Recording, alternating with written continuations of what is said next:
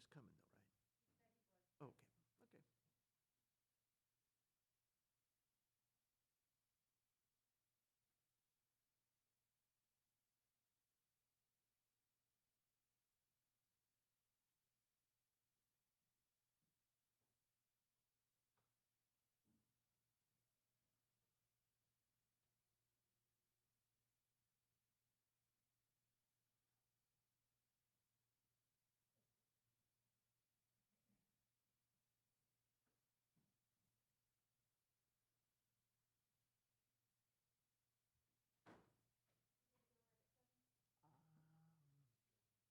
We're waiting for Councilman Brazel here, but have it. 10, yeah. Folks, I think we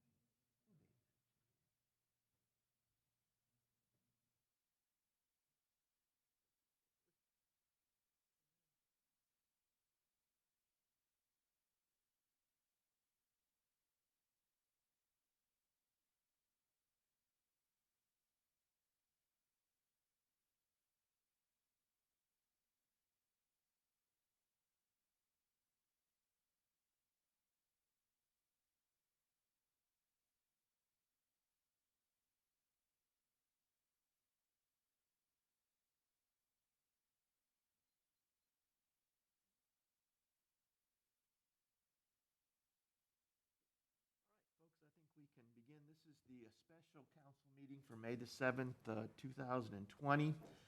We will begin the meeting with a roll call, please. Councilmember Joe Cronin, Councilmember Joe Brazel, Councilmember Dave Hammond, Here. Councilmember Terry Hollander, Here. Councilmember Nancy Schneider. Here. Councilmember John White. Okay. First on the agenda is public comments. Do we have anyone who's got? Arnie Dienoff. Okay, Mr. Dienoff.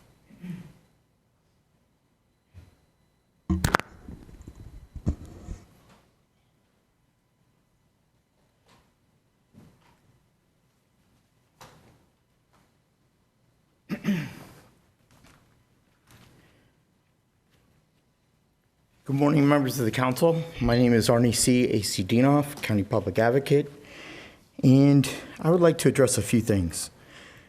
The citizens were shut out of this building for close to a month and a half. Steve Elman does not have the right to call martial law, to dictate a communist-type county government, or to not allow citizens to participate in our democracy and our republic of county government.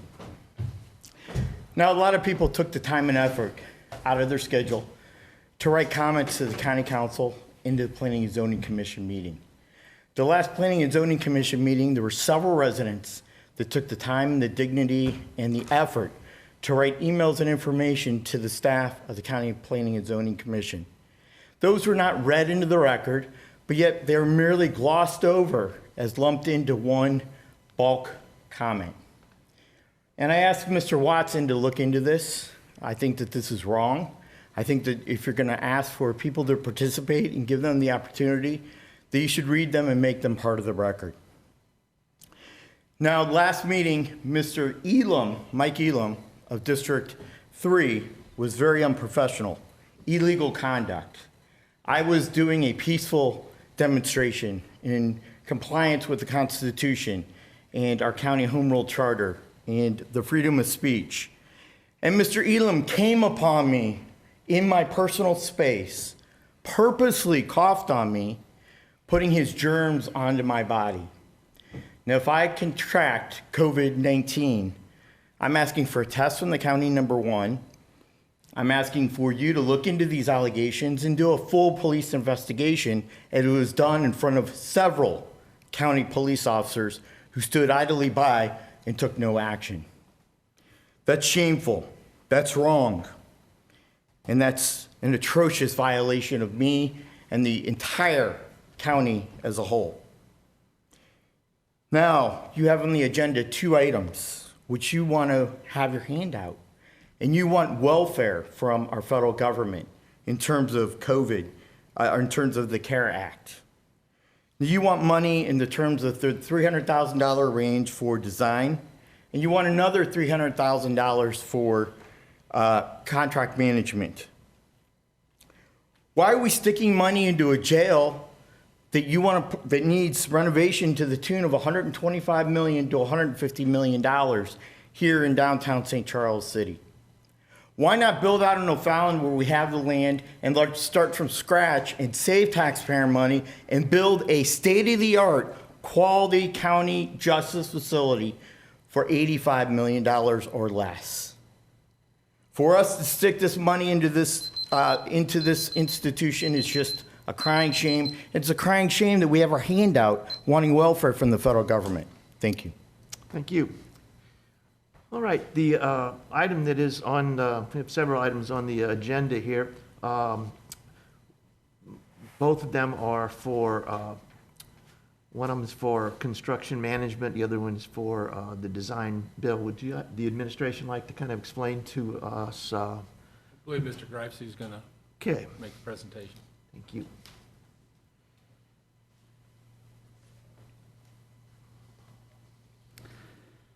First, I want to thank the council for their time today and this special meeting. I know we have a regular meeting scheduled on Monday, and the question is 5 days important in this project? Is it 5 days going to make a difference? And I want to assure the council that their time today, that those 5 days, Thursday, Friday, Saturday, Sunday, and Monday, will make a difference in us being able to deliver improvements at the county jail, should you guys let us go forward. We're going to focus on the county jail today, but I want to let the council also understand that we'll be coming back to them most likely as we look at improvements at other county facilities that have high traffic. The county admin building, all of these buildings, I kind of joke, have one thing in common. They have high traffic to the public, but they're also buildings that most people don't want to go to. So the county jail, you're not there because you want to be there. You're there because you have to be there. And these improvements all have one other thing in common. They're there to protect our employees. So the county jail, the folks that end up in that facility, we need to protect the correctional officers, that public safety, those folks that are trying to deliver that public safety every day. County admin, which we'll be talking about probably in the future, people going to those windows to pay their taxes, very common in county jail. They don't want to be there. They need to be there to pay their taxes, so we need to make sure that our workers in that building are safe and protected. Public health building, we realize that there's shortfalls in that building that are needed to protect the workers, but also that direct fighting of COVID. We need to expand the lab. We need to look at how people that are delivering WIC services, immunization, and the STD clinic, that those are really hand-on facilities. So how can we protect those employees? So this is really step one in coming to the council and asking for help as we look how we can implement permanent building modifications needed to keep our workers safe. We have taken many short-term temporary measures during the last 2 months. We started with educating our employees about the dangers of COVID, how to social distance. It put a lot of us outside of our general comfort zone, wearing masks and various things. We conducted health screens to ensure that the coworkers, the people that you're working with side by side, have some basic health awareness, that the temperatures have been taken. So if you're working in a county building, you have some assurance that the person that you're working with 6 feet away is also healthy. We've increased the frequency of cleaning. So our facility management staff is doing a great job and making sure those touch points, door handles, bathrooms, those things are getting disinfected more frequently. We've encouraged telecommuting. Once again, that's something that we've all know the challenges of our IS department, and they've done a great job of quickly helping our folks to learn how to telecommute, if possible. When we closed public buildings, at the jail specifically, we eliminated those person-to-person contacts, doing things through video. So my point is that we've been trying to look at temporary measures, but now we're at the point of what do we need to do when we reopen buildings and when we have to get back to that normal day-to-day operation at the county jail. One of the things that we have also done, and it kind of was ahead of the trend, every store you go now has that plexiglass sheeting. So one of the places that we first installed plexiglass before it actually became cool and became the new trending fad was in booking at the jail, where you had that interaction, and the medical at the jail. So today specifically, there are 2 contracts, as you guys are aware. One is for DLR, which is the firm that we hired probably about 18 months ago this time.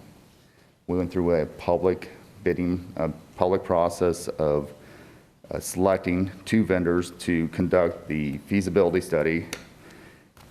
That study, as you all recall, was completed in November of 19, so just a very short period of time ago.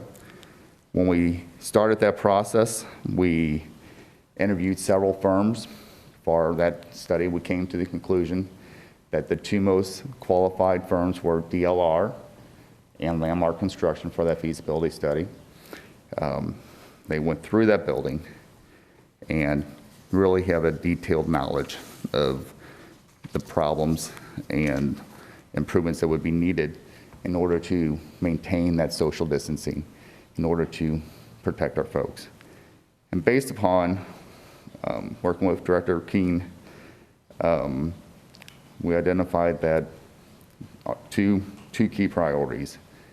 One, booking, that intake of inmates into the jail. And the other one is very simple, replacing the doors. I think we've all, if you went through the tour with the director, he pointed out and showed that our doors of the jail are solid. They don't have that pass-through, that wicket.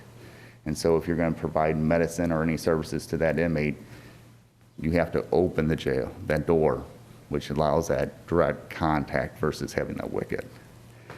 There were priority 3 and 4, improvements in medical, and then additional storage. We all know that the kitchen and those back of the house services are inadequate for the number of people that we're serving. And so that requires more frequency of getting deliveries. So if we can expand those efforts would be greatly improved. What we're asking the council to approve, DLR, like I said, they were selected about 18 months ago based upon their qualification, their direct knowledge of the facility, and then Landmark Construction to act as our construction contract manager. Also went through that selection process about 18 months ago. In order to deliver the kind of the big picture cost that we're thinking these improvements will be, it's in that $8 to $12 million. And so step 1 is going to be taking what we learned from the feasibility study, identifying pieces of that project that can be delivered within a short period of time, right? It's all related to the fight and reducing the spread of COVID, so it really needs to be in place by the end of the year. And so we need to identify what that project looks like and how we can best contract for those improvements, and that's what DLR and Landmark will be doing for us.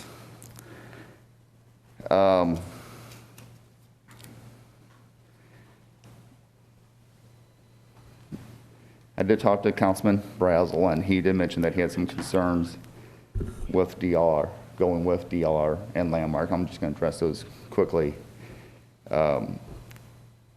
He was concerned, and Joe and I are going to speak for you, that if we go back to the same team, generally if we do a road project or we do a parks project, we look at qualifications, but we also look at trying to spread that work around a little bit. So if there's two teams that are equal, you may not go with the same team for designing a park number 2. In this case, that generally does make sense. But for this scenario, when we're in this emergency of trying to get the work done quickly, I encourage the council to go back to the team that we have a good relationship with. There's also been some concern that Landmark has relationships with various vendors and contractors within the region. Again, we're aware of that, but that's one of their strengths, and one of the reasons why I think the council should move forward with Landmark, because we're going to need that depth for them to be able to reach into the firms that they have relationships with to help us get a contractor that's going to be on board and ready to deliver this project and ready to construct it quickly. DLR they're a national firm. So when we look at replacement of the doors, it's going to be important that we are able to pull upon their relationship with national vendors, because we're not going to be the only community looking at how we can improve our jail. And we found this out with just ordering masks and basic PPE, that orders that we made back in March when this became very new, we're still waiting for some of those orders and those deliveries of PPE to come in, because we're competing against New York City and other hotspots. At the jail, we're going to have that same problem. We're going to be competing against other areas and other communities in the nation for qualified contractors and for the delivery of those doors and other critical pieces of infrastructure. So it's important that we go with a team like DLR, that's a national team, that have those established relationships that are going to help us to get those products here first. Same thing with Landmark. They have those relationships with local builders. It's going to be those firms that are going to be installing those doors and those materials into our facility. So generally, I would agree with the councilman that it's good to spread the work and look at other firms. But in this case, I think it's important that we go with teams that we know are qualified and proven to deliver good results for us in a timely manner. A question whenever you do anything in an emergency situation like this is cost. We know most likely we will be paying a premium. You do something fast, you're paying a premium. But when I have my kitchen remodeled in 2 weeks, guess what? I'm paying a premium. That will be the case with the jail. There's no doubt about it. What we do have, though, to help provide that is a study that's less than 6 months old. And we'll all recall that that study provided very detailed cost estimates of what it would cost to relocate booking and intake at the jail. It provided that it was going to cost us $2 million to replace the doors. This document obviously was prepared for the county and the county council based upon typical construction costs. So that's one reason why we feel very comfortable with this approach, is that as we get into part of this project of procuring those items, we have a document that was independently created that we can fact check those pricing when we get the cost of the doors. And at that point, we can make the educated decision on, is that premium of 2%, 5% worth it? If it's a 50% premium, we may say, that doesn't make any sense. But we have a document that is ready to go, that gives us a basic framework, that gives us cost to make sure that we get the best value for fighting COVID at our jail today. It's also good value for our residents on the long term and investment in this facility. With that, unless you have questions for me, I'm going to turn it over to the director that can explain the importance of these two functions of the jail. Thank you to address one other thing. Could you address whether or not anything we do is inconsistent with the long-term plan? Are we going to do anything that we have to tear out later? That's a very good question. No. So we are following. So we had decided that if for booking, which is located on the 3rd floor of the jail, the best location in this feasibility plan was to move it into the 2nd floor where the old emergency management was, in the parking garage area. this plan, we would be following steps that were within the plan that the council approved last year. Replacing of the doors, so that $2 million number that we kind of quoted there in this is looking at the doors that would be reused, the cells that would be reused in the future configuration of the jail. So if there was areas that were going to remove cells, we were not talking about replacing those doors with this project because, once again, we don't want to spend money, even if it may be money coming from the CARES Act, on something that we're just going to remove sometime down in the future. So, yeah, I want to make sure that's very clear that we are just doing phases of the plan that we identified. And that all of these improvements are very critical to the protection of our workers associated with this current pandemic. Mr. Chairman, Yes. Mayor Clark. Also, we've been talking about this for several weeks, but we just recently got some clarification on the CARES Act about when the costs have to be incurred. And it's my understanding, we originally thought that was March 31st.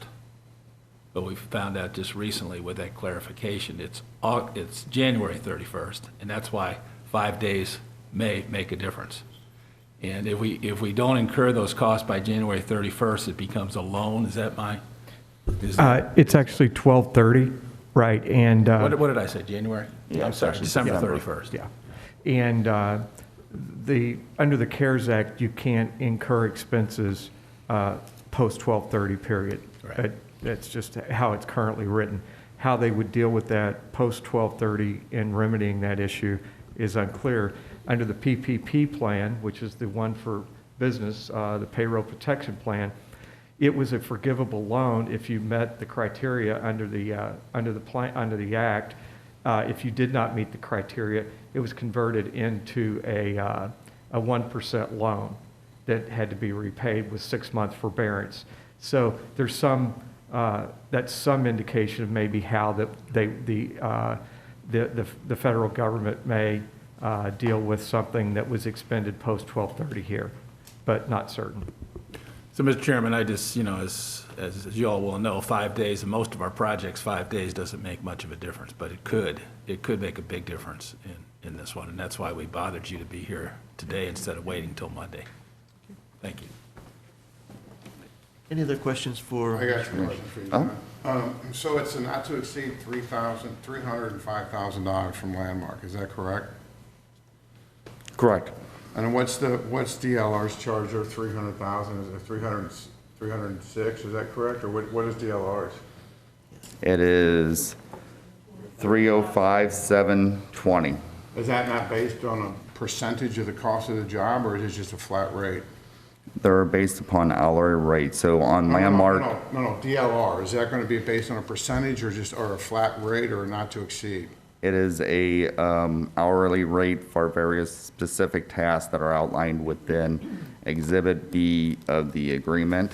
Okay, so what is DLR's, is it a not to exceed, or not both 306,000, is that correct? So both of them are a hourly rate not to exceed. So should we get into, let's say we get into this and we realize that as we talk to the door manufacturers for the wickets, and what we envision is that that's one effort, and we also then have a second effort of procuring booking renovation. So it's not all going to one. We're going to try to self-procure and then build. But as part of this project, why we had set up on an hourly rate is that we realized at some point we may come into a roadblock and realize we're not going to be able to get this done by December 30th. So we need to be able to stop that contract.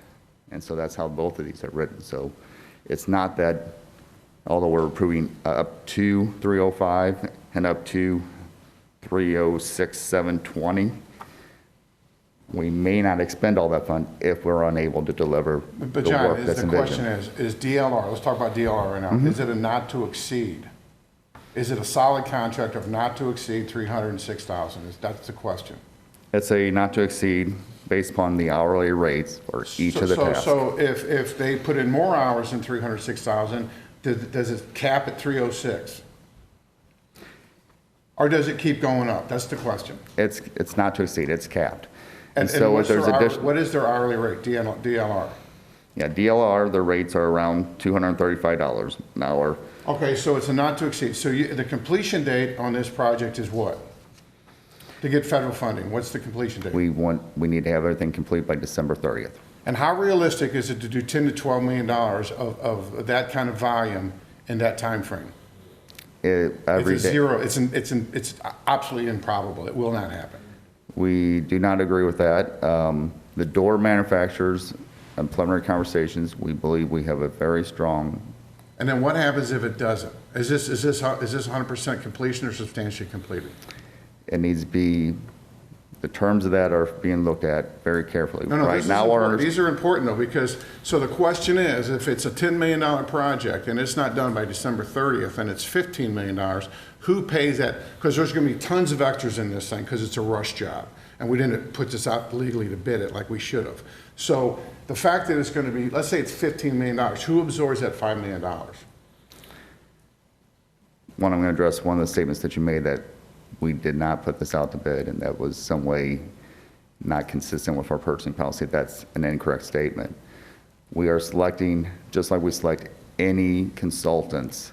John, It's a wait a minute, back qualification- up. Wait. No, excuse me. On DLR and Landmark, you hired DLR to do the feasibility study, correct? On the jail. Correct. How many jails have they built? Many. Okay, many, and like how many? And they're out of Florida or Kansas? Which one are they out of?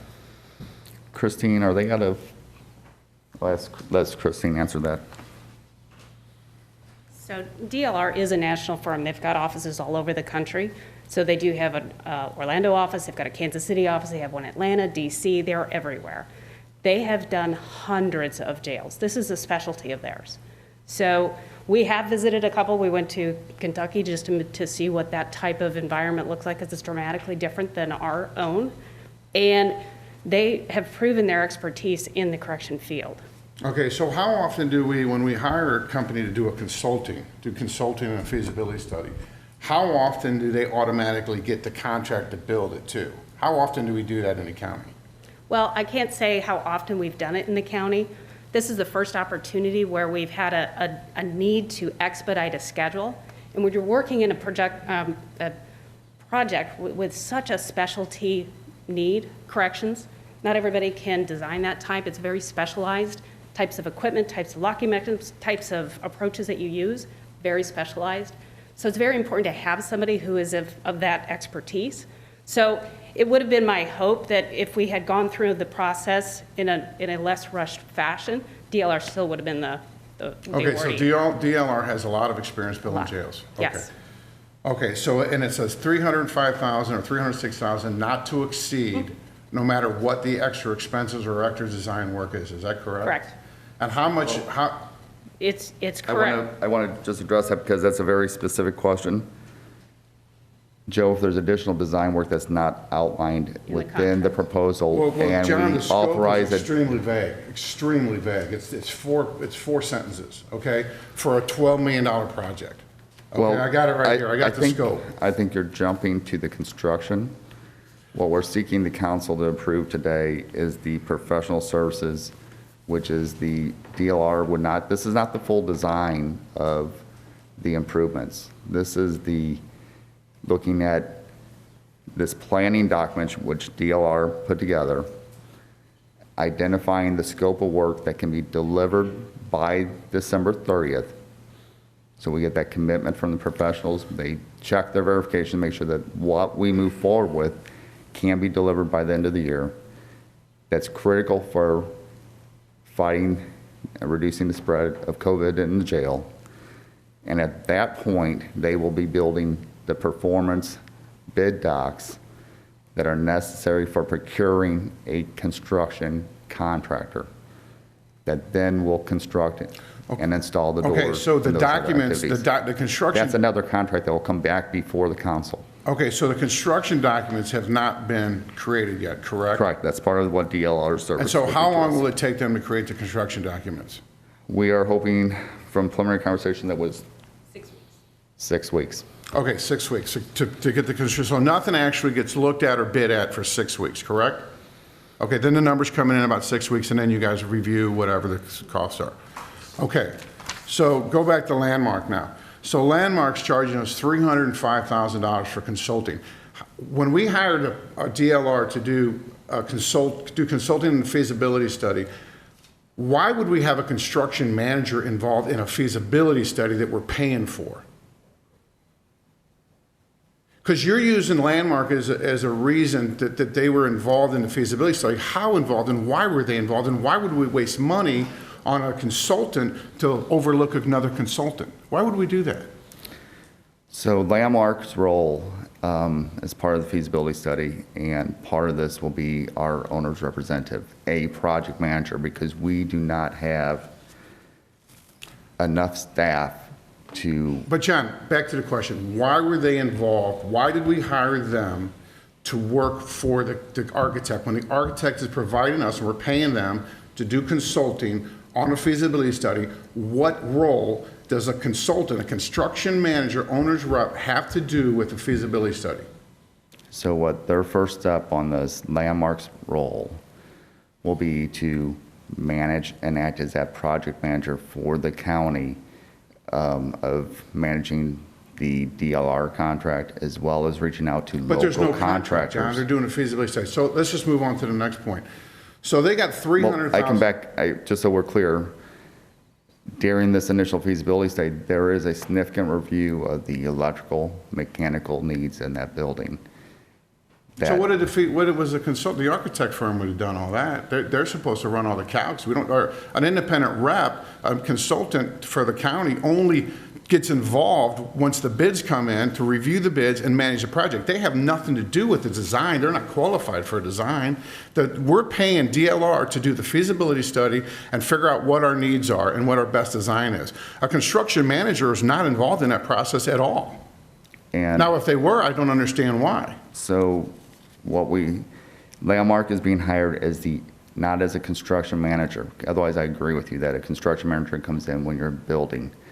They're being hired as our owner's rep and to help us provide basic project management on this job, because we need a dedicated person every day looking at this job, interacting with that with the architect, and ensuring that the end product is what we need to deliver to achieve a successful goal Okay. and keep us on track. All right, that's, okay. We just don't, and we don't have someone dedicated to Well, project there's no management at the project jail. going on, so I don't know why they're involved in the design and the criteria of the feasibility. So let's move on to the next point.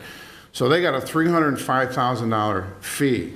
And the budget is, you're saying, up to 12 million, but it could be 4 million too, right? It could be 5 million. Do we know for certain what the cost is going to be? Because we're going to just authorize this, and then all of a sudden Brinkman or one of the close contractors that they have such good relationships with will just be able to do whatever he wants and charge whatever, because we don't have any boundaries, no scope, no nothing. So let's say it's $5 million. Before we go there, I want to make sure that that statement is clarified, is that we do have basic boundaries and scope, because we conducted the feasibility study that identified very clearly what's involved in relocating booking from the third floor to the second floor and what the cost of that would be. So is that a typical set of specifications? How thick would typical set specifications be for a job this size? Would it be So- about 100 pages like that? So this is just the feasibility study that provided us the cost estimate that was conducted by DLR in conjunction with Landmark last year for the council. The specifications in those bidding documents is what DLR will be working through with vendors, both national and local vendors, to help establish in conjunction with Landmark. Okay, so. That's what we're asking for the council to give Okay, us so authority to pursue. let's forward. move on to the project. The project fee is $300,000. And if it's $5 million or $10 million, we don't know for certain.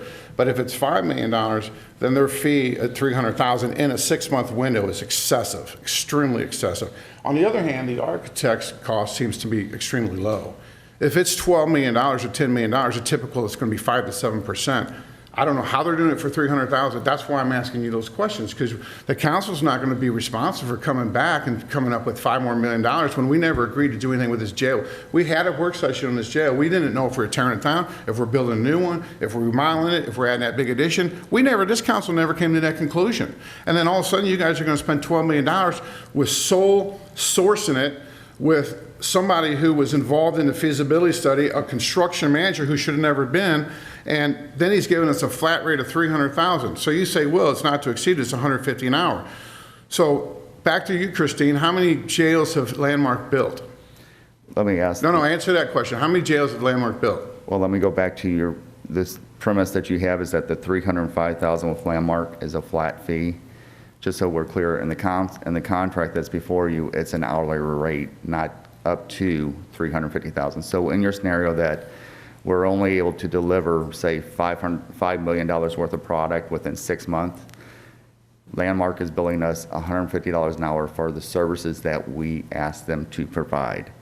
So if it's a 6-month project, it would be theoretically, simple math, 175,000 is what they would get, because it's like an attorney or anybody else that you pay on a per hour basis. It's for the services that we're asking and the hours expended. How many jails has Landmark built? Landmark is not building Zero. a jail. They had zero. No, Christine said it was extremely important to have a DLR because they've done hundreds of facilities similar to this. Landmark has not been built zero jail. And there are other people out here in this community that are qualified to do this job that had no opportunity to participate. As I said before, Landmark had nothing to do with the feasibility study. You didn't even, with what you said, it made no sense. We hired a company to do it. Landmark has, how many employees they have? They have 3, Chris being one of them, okay? They're doing a $30 million project in Washington where it requires 2 of those inspectors to be at Washington schools all summer long. So you explain to me how they're going to get time to do this unless they're double dipping or double billing and be involved in this project with zero experience. They've done 0 jails. And there are companies out there that's done jails like this. It would be at the best interest of the county and not be in cahoots or whatever you want to call it with other contractors or other generals. So if there's going to be a solution, if you're DLR, I'm not saying they're not qualified, and I'm not saying Landmark, because I just don't think I don't think they're qualified for this job. I don't, and I told you that on the phone. DLR is an architect firm, which their fee seems low. Landmark seems excessively high, and there's no way they can cover this job with the manpower they have in their organization. So why wouldn't we, and you said it hasn't even been designed yet. It hasn't even been designed, and so why are we rushing on the owner's rep when it was sole sourced and no one else have an opportunity? Why wouldn't we put out an RFQ, advertise it on 5/11, open it on 5/25, interview the teams and companies and negotiate contracts for the week of May 25th, hire a team with more depth experience in jails than Landmark, and make Landmark prove themselves against their peers? Why wouldn't we do that? And that's what I asked you on the phone. I said it would make sense because there's no hurry to push Landmark through. DLR is the first one in. They're the ones designing it, not Landmark. And then we have somebody independent. They're not going in as a team. You're supposed to have complete separation when it's the owner's rep from a architect, because they're supposed to have the relationship with the county, not with the general contractor and not with the architect team. So if you divide that separation, you're going to have complete independence. And that's the way it's supposed to be. There is no independence here. And that, I told John, I said, I would support this project. And I'm not so sure it's needed, but the fact that we have an opportunity to not let a good crisis go to waste, so to speak, I'll go along with that, because the jail needs improvements. And in fact, if this COVID thing is a needed thing, then okay, I'll go along with that. But I don't agree with rushing everything and single sourcing it. DLR was hired to do the feasibility study. They were hired as the expert to design a jail because that's what they do. Landmark is not that company that does that. And I think we need to hire someone who is solely separate from the two. I'll support it only if we hold off and let the team interview multiple. I'm not saying, you got to interview other I don't know, you know, there's people out there, and I've got emails from other people concerned why they weren't involved. And then we have time, Joanne. I Mr. just want to. Brazel, may I just make one point, that you said that they are one with DLR. We have two experiences with Landmark building with us, the EOC and the feasibility study. And in both instances, they were clearly our rep. They were the ones that held feet to the fire. There were Well, that's another point hundreds then. and How many- hundreds of change orders requested during the EOC. Less than 15% of those were approved. It was Landmark who came back to us over and over again Well, if you and said continually this should use not them, be approved. You're constantly using them on So- jobs. You don't give other people We've opportunities. used How many, them last 4 twice. jobs? I mean, so you're creating, you're not giving other, you're not, I don't believe you're following the law. You're supposed to put out RFQ and RFPs, which you did not on this project. And that you can call it an emergency, that's fine. But you have time on the owner's rep. You have time. Could I finish? Yeah, but, yeah, go ahead. So they did extensive research when we did the jail feasibility study. There was extensive work done that they didn't even bill us for. For instance, they went along on the research trip to Lexington to look at the jail there and what had been done. They didn't bill us for that.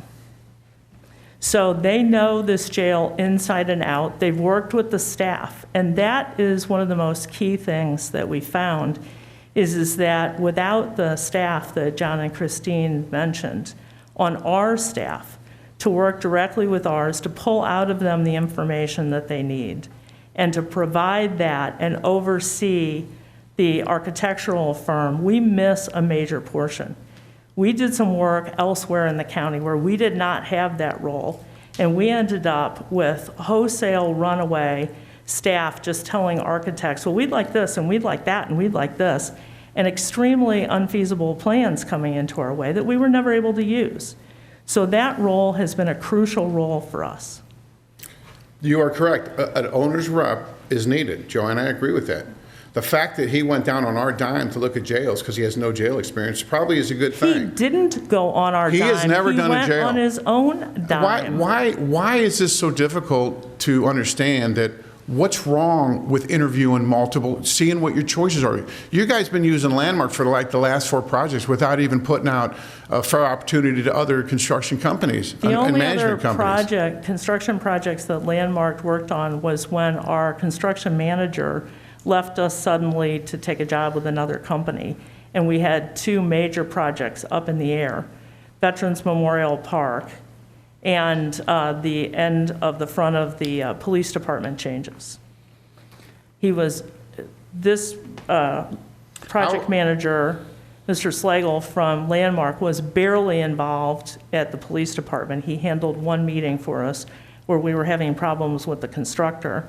And he was involved for a while at Veterans Memorial, but only because we literally had our employee walk away from the project to take another job, which I can't blame him for. It was a great opportunity for the young man, but it left us high and dry.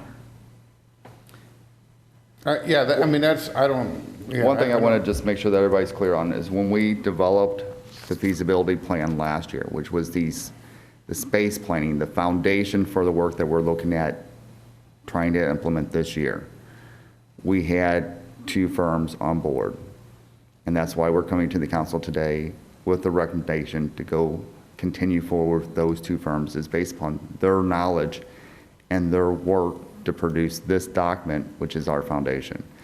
DLR, which was the firm that is a national firm specializing in jail, and Landmark, and specifically our contract, is that the project manager on this feasibility study, the person that represented the county, that met with the correctional officers, that worked with our folks, was Chris Slagle with Landmark. He has that knowledge of what our vision is and what we're trying to accomplish, and what DLR's vision was as they prepared this document and figured out where to locate the various pieces. So our recommendation, we're not changing anything than versus the decision what the council made a year and a half ago. When we went with the feasibility study, the council supported the selection of Landmark as our owner rep, our project manager on that feasibility study. They supported the selection of DLR based upon the qualifications of both of those firms. We're just asking for you guys to reaffirm that approval that was granted 18 months ago. These concerns with Landmark that are being brought up today, as a Joe, we talked last night, it's the first time we've heard of them. When we presented Well, the John, we final just heard report- about this project yesterday, so you can't act like we had anything to think about. You just you put out no paperwork, and you tell us we got to have a meeting on Thursday. Like, Thursday really makes a difference between Monday? Was it just so people couldn't come to the meeting and see what's going on? Because are you telling me that you're saying stuff has to get started this weekend? That means you already made up your mind. Because that means whatever we were going to do means nothing. Because you're saying that they're going to engage immediately, right? Because we can't lose 3 days. So you take people who are busy, who have a job, who have to work hard and make a living to come interrupt their day when we're already having a meeting on Monday. I mean, this thing is, there's things about this that, and if, like Christine said, if it's going to be 6 weeks before any documentation are done, what's the problem of interviewing 3 people who are more qualified and letting a council member set in on it? Just to see what's going on, because there's a lot of this stuff going on behind the scenes. There's personal relationships with people that's had for a long time that's bringing in a Landmark. I mean, there's things going on here that doesn't follow the way that we normally do business. And I know this isn't normal, but we need to still check our checks and balances. And a consultant manager is supposed to be completely independent. And in my book, they're not, and they're not going to continue to be, and not the way we need it. And all I'm asking is, what is the harm is to follow that, do some interviews, let a council member, could be Dave or whoever wants to set in, and do the interview process to see how fair it is. I don't necessarily even care if there's a council member. It would be nice. Or Nancy, she's unbiased. She's a judge. Let her set in on it. And 3, see who they're most experienced in doing jails for the. What's the harm there? You would have the bids by the 25th. Why would you fight me on that? Because they shouldn't have been involved in the feasibility study anyway. Why are we paying them to do a feasibility when we hired an architect? I mean, So to answer the I'm telling the question- council, listen, I'm telling the council, I'm going to vote no for the whole thing for reasons of improprieties and everything else. But if we at least follow the protocol and interview the consultants, and then if they end up with it, they end up with it. But one of us should set out to see who's the most experienced. That's all I'm saying. I mean, we can go around and around, John. This is the same conversation we had yesterday.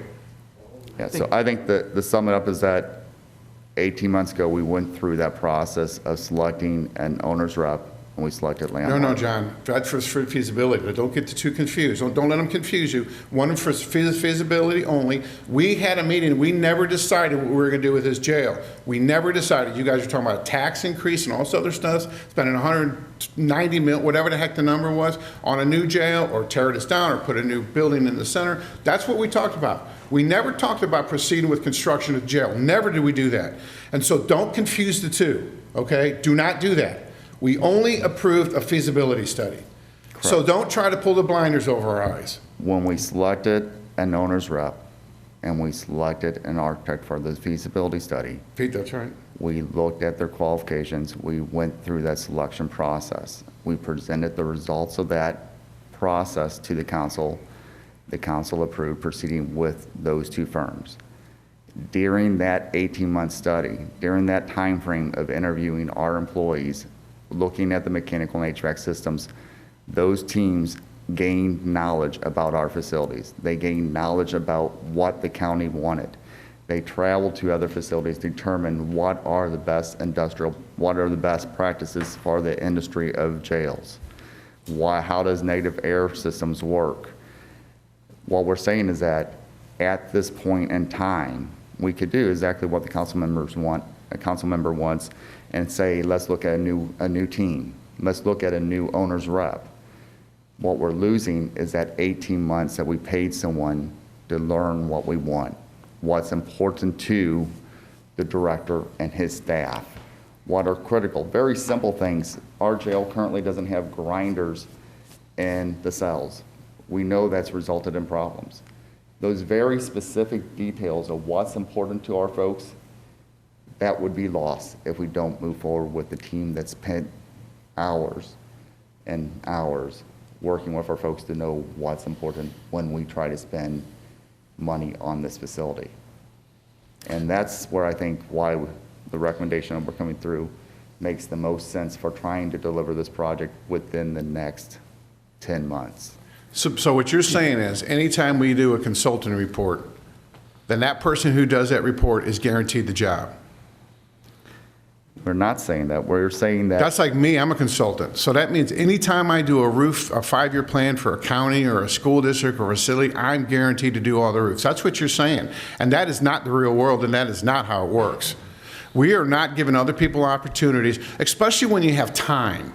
You have time to do the owner's rep. And I don't know why you're fighting this so hard. If you really want the project, it doesn't make any sense to me. And the Landmark has done 0 jails, 0. So Joe, if the feasibility study was that good, is as good as we paid for, then wouldn't the information be in that? So the person who's going to be able to be interviewed for the construction management job, read the feasibility report so they know when they go in for the interview what their expectations are? Isn't that the whole reason we did a feasibility study? Or am I wrong? Or is it that vague and unclear that we don't even know what the scope is? Is that what you're saying? So we need to have Landmark in there since it's so terrible? I mean, which is it? So It's one or the other.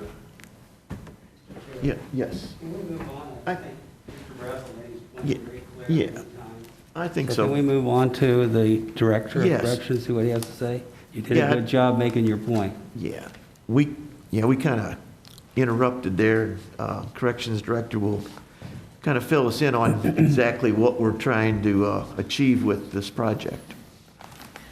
Morning, everybody. Dave. Oh, go ahead, I'm sorry. Go ahead. Okay. Yeah, every morning I get up and I look at correctional news. I'm sure that's not on your radar when you wake up, but I look at it across the county and the country, and there's pages and pages on Google about how facilities are struggling with COVID-19. Correction officers dying left and right in these facilities. We essentially are a cruise ship, landlocked. We can't do good spacing amongst staff and inmates. Some of the housing units are full because of their criminal charges. And every week, take a quarter of those individuals and release them to the community, and they're replaced by new individuals that might be infected or become infected because they're inside the jail. Keep doing that over and over again, every week. We average over 14,000 commitments and releases every year. We, as a correctional facility, will be a hotspot. We will contribute to not only inside the jail by not doing anything, but we're going to contribute to continuing COVID to the public once somebody comes in, becomes infected, and we're court ordered to release them. That's part of coming forward today and requesting for these modifications to the jail. Marion County Correctional Facility in Ohio, 80% of their inmate population is COVID positive. That's 1,741 inmates. Cook County, they started out with 2 inmates COVID positive. By the end of the week, they had 101 and a dozen officers COVID-19. We get one individual in our facility, it's going to run rampant. And then we're going to be faced with trying to quarantine people in places that aren't made for quarantine. You're going to run into the challenges of what do you do when 50% of your staff can't come to work because they're positive? Our booking area, every one of you have seen our booking area. It was made for 200 inmates. At that time, they weren't expecting a pandemic. Following the guidelines from CDC, the World Health Organization, ACA, AJA, NCCHC, These individuals need to be quarantined for 14 days before they go throughout the facility. Where do you do that in our booking? Remember our booking? Where can you do that at? We have one tank that we put individuals in. We have a few individual cells that can hold 4 or 5 total. You have one tank that we can see up to 25 to 30 individuals that can't social distance inside the cell or inside that tank. When an individual comes in and they're positive, who are they meeting?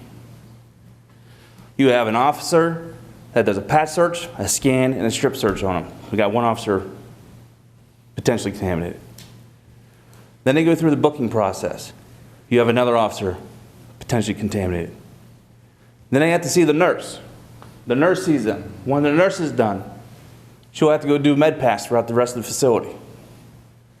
She could be potentially contaminated and pass it throughout the facility. On top of that, we have to feed them. We provide them a tray. We open this 8x3 door, let all those particles come out, to hand these individuals a tray.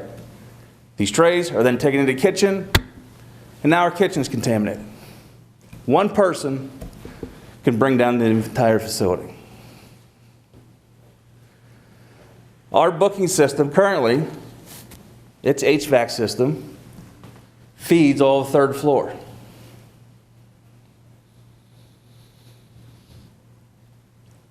That should tell you something right there.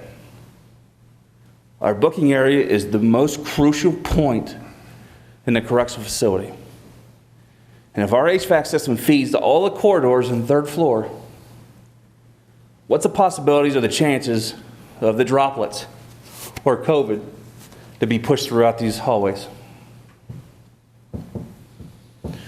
Even the National World Organization or the Health World Organization even mentions that when you have someone that is positive, they need to be placed in a separate building or a separate floor from the rest of the population. Booking should be, the entire booking should be negative airflow. We don't have one cell in our entire facility with negative airflow. All of us have negative airflow at home. It's your bathroom. You go in the bathroom, you turn it on, you hear the fan, it's running good. That's negative airflow.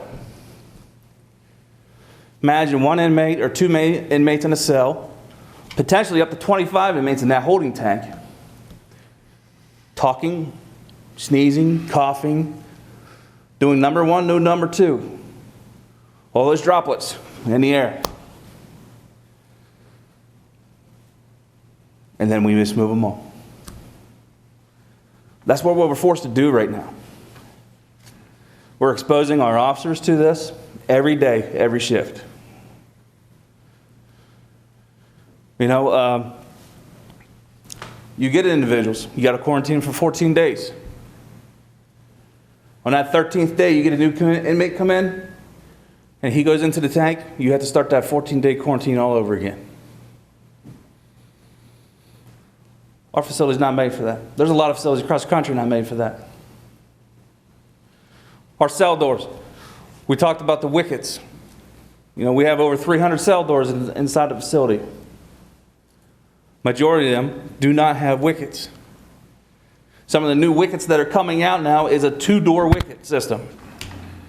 So you have the wicket there on the door. If you need to pass something through, the officer will unlock the one side, place it in there, lock it back up, and then open the slide. So it's all contained within the cell. Nothing's being exposed out through. These are just 2 of the 4 things that were presented to you with this opportunity. I think it's very important to really consider the safety and security concerns that we have here. COVID's not a joke. I don't think anybody in this room believes it's a joke. But when we have the opportunity to be proactive, to fix something that we're getting assistance with, I think we need to take advantage of it.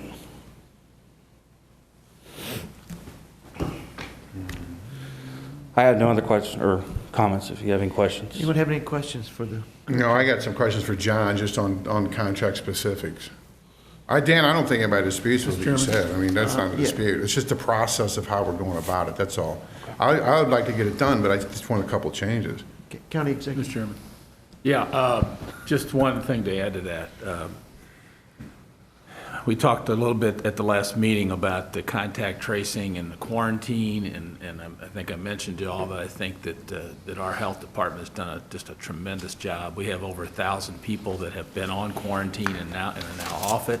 We've got another 700 right now that are on quarantine, and I think that's one of the reasons why our numbers are half of the numbers in some of the other jurisdictions in the region.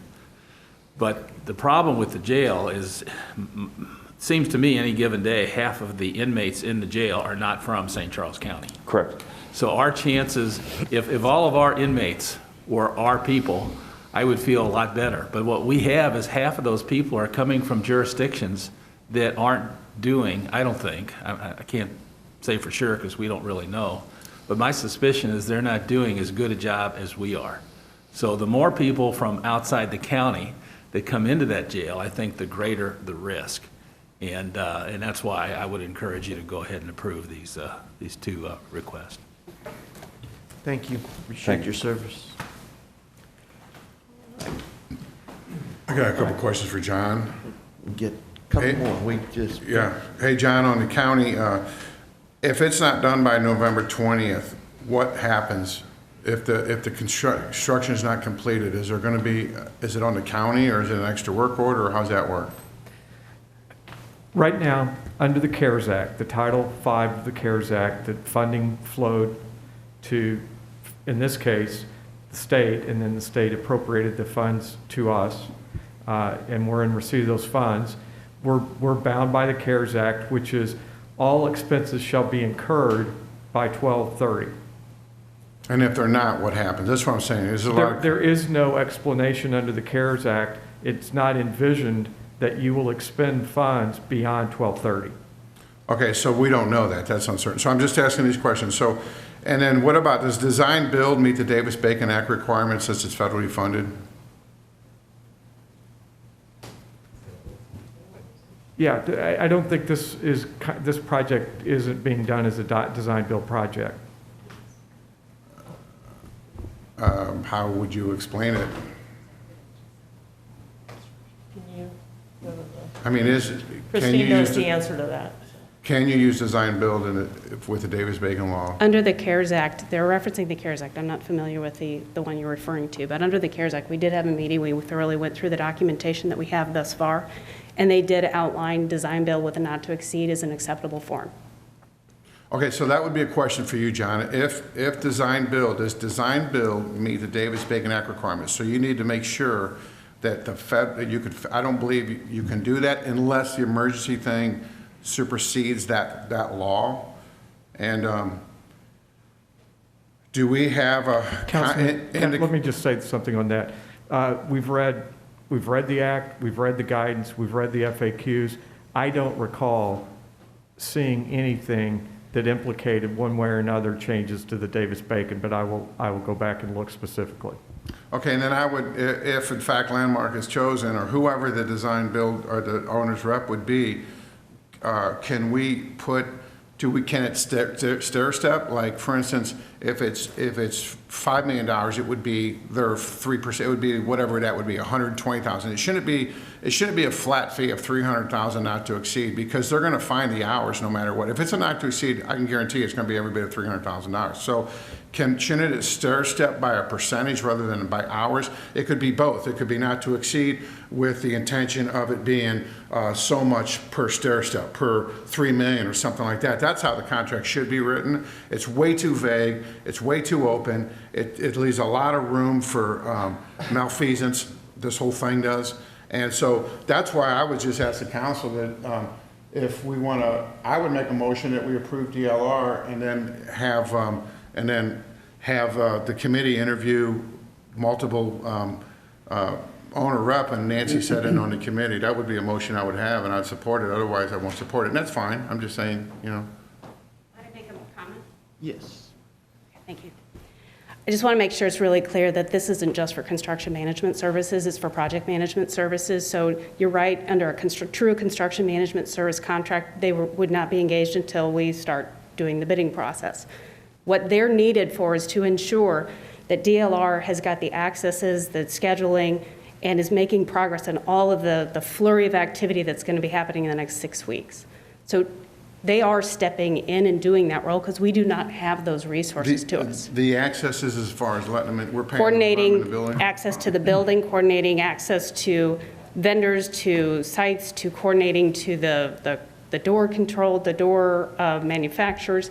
He's making sure So behind the the scenes architect pushing. that has all this experience doesn't know all that stuff? He does know all that stuff. They are doing all the engineering and the design work and trying to put together all of the construction documentation that's needed to go to the next step of this. Chris is behind the scenes making sure that everyone is doing what they said they would do in managing the effort, because this is going to go at the speed of light.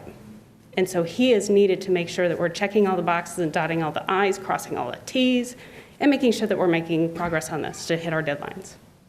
So it's more than just construction management services. And then to your question about the hourly rate and contractual piece of it, we have to approve every amount of time that he is spending on this project. So putting forth the milestones or putting forth hours, we can.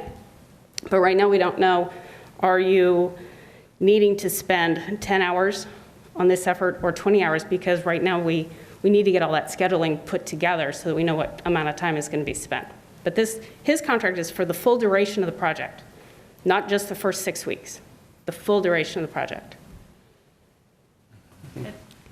Councilman, can I also go back to your Davis-Bacon matter? Were you actually just asking if we intended to follow prevailing wage? Well, you have to. Right. I mean, no, I you agree. have to, you have to follow prevailing wage, yeah. But I was wondering if that's what you were asking, then yes, we would be following prevailing wage. Well, no, but it also says that a federally funded project cannot be a design build if it's under the Davis-Bacon. So if it's federally funded, it is under Davis-Bacon. So you would technically run into some issues unless the state of emergency, excludes that. Well, and the CARES Act specifically allows for that. Okay, so that, and I just don't understand why you guys, I mean, there, like I said, there's relationships that were prior with this landmark that were prior to ever coming to work for the county with county officials, and so that concerns me that there's not independence. We never met anybody Not you. from Landmark before. No, but other people work together on the same company before they, and so I think that we just gotta be careful that, I don't know why we wouldn't interview. We have time. I don't understand why you guys are fighting me so hard on that. I mean, and if at the end of the day, if Landmark seems to be. Because we believe it's crucial to being able to get done by this deadline of December That's fine. 30th.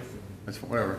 I'm gonna make a motion that we approve the DLR and then that their team interview multiple owners, reps, and Nancy Schneider sits in on the committee. If you guys don't want to support it, that's fine. No? Second? Okay. Okay, I see no second. So what we need now is, since these are both consented agenda items, basically we need a vote now to, all in favor, say aye. There should be roll call? What's that? No? Okay. There's no need for roll call. That is correct, just Okay. a motion, Okay. second, and all in favor. All in favor, say aye. Aye. Opposed? No, yes, I'm opposed. Yes. All right. The consent agenda passes, and these two bids are accepted, and we will move forward. I want to thank everyone for their attendance. Just a reminder that our regular council meeting, which is Monday, will not be held here. It will be held at the St. Peter's Justice Center, which is on Grand Teton. The reason for doing that is that we obviously are now open to the public, and we would like a facility that would allow us to social distance in a fashion that would be acceptable. So for the next, I think it's the next 4 meetings for certain, we are going to be at the St. Peter's Justice Center. Okay. All right. Mr. Chairman? Yes. I just want to compliment Mr. Elman, County Executive Elman. I saw you on Donnybrook, and I also heard you on NPR radio interviewed, and I just thought you did an outstanding job explaining to the public what St. Charles has done what we plan to do and what we are going to do. So you did a great job, even under some, what I thought, some adverse questioning, but you stood your ground and you did St. Charles proud. So thank you very much. Well, at least the folks on Donnybrook gave me a chance to finish my statements without interrupting like they do each other. But thank you. Any other announcements, comments? Thank you. Oh, just- Yes. There was some talk about whether we'd have to put the meeting on Tuesday. We have confirmed that Monday is available for the meeting. That's in reference to the next meeting after that. Okay. The one at the end of the month because Okay. of Memorial Day. And that's been approved now. That's going to be on, it's going to be on Wednesday? We don't know anything still- yet from the Missouri Supreme Court. We do. Oh. We would like to move that date to Wednesday instead of Tuesday, as it is a conflict at safety. Okay, Municipal court, okay. All right, thank you for the So it'd be clarification. Wednesday, the 27th. yes. Okay. All right, thank you. Meeting is adjourned. That's all campaign contributions. Did you get a campaign contribution?